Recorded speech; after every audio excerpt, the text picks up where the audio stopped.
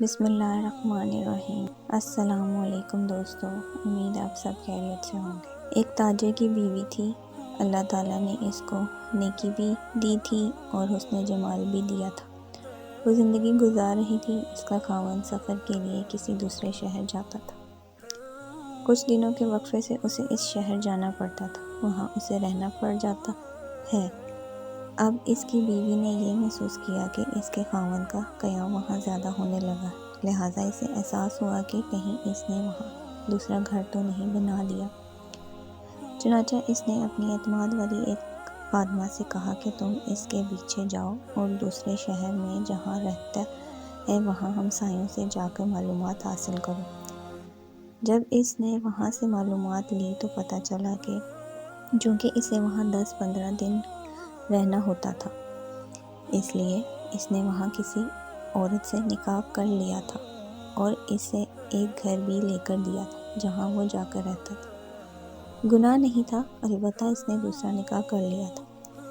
جب اس عورت کو کنفرم ہو گیا تو اس نے سوچا کہ میرے خاوند نے نکاح تو کر لیا ہے، اگر جھگڑا کروں گی تو خاوند کو خواہ میرے سامنے شرمندگی ہوگی، یا یہ بھی ہو سکتا ہے کہ میرا خاوند کھلم کھلے کہہ دے کہ میں ادھر بھی وقت دوں گا اور ادھر بھی وقت دوں گا، تو مجھے ایسا کرنے کی کیا ضرورت ہے؟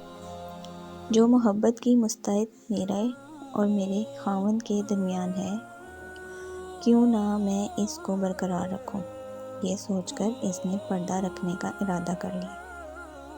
چونکہ وہ اپنے خاوند کے ساتھ اسی محبت کے ساتھ رہتی رہی، حالانکہ اسے یقین تھا کہ جب یہ دوسرے شہر میں کاروبار کے لیے جاتا ہے تو وہاں اس کی دوسری بیوی بھی موجود ہے۔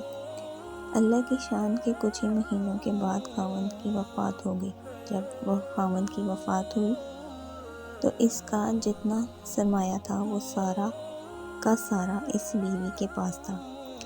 جب اس کی تدفین کا مرحلہ مکمل ہوا اور اس کی وراثت کی تقسیمی کا وقت آیا تو اس کی بیوی اپنا حصہ بھی الگ کیا اور دوسری بیوی کا حصہ بھی الگ کر دیا، اور اس عورت کو جس نے اس کو بتایا تھا کہ اس کا دوسرا نکاح بھی ہے، اس کو بڑی رازداری سے کہا کہ کسی کو پتہ بھی نہ چلے اور کوئی میرے خاوند کی بات بھی نہ کرے، لیکن اس کی وراثت میں اس بیوی کا شرعی حق ہے۔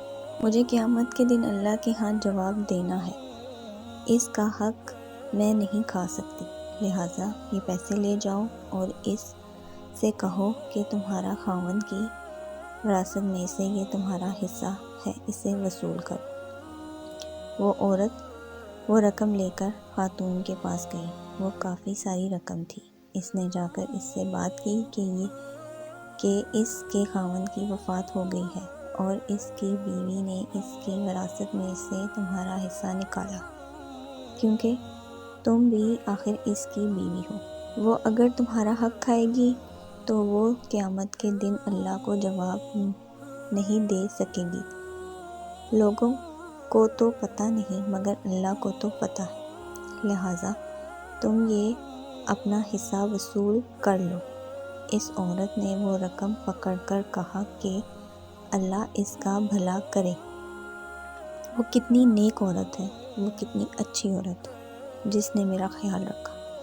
پھر اس نے کہا کہ تم یہ مال میری طرف سے لے جا کر اس عورت کو واپس کر دو، اس لیے کہ اس خاوند نے مرنے سے 1 ہفتہ پہلے مجھے طلاق دے دی تھی، اور اس طلاق کا پتہ یا مجھے ہے یا میرے اللہ کو، لہٰذا اس وراثت میں میرا کوئی حصہ نہیں بنتا، یہ اس کا حصہ ہے، لہٰذا اسے واپس کر دو۔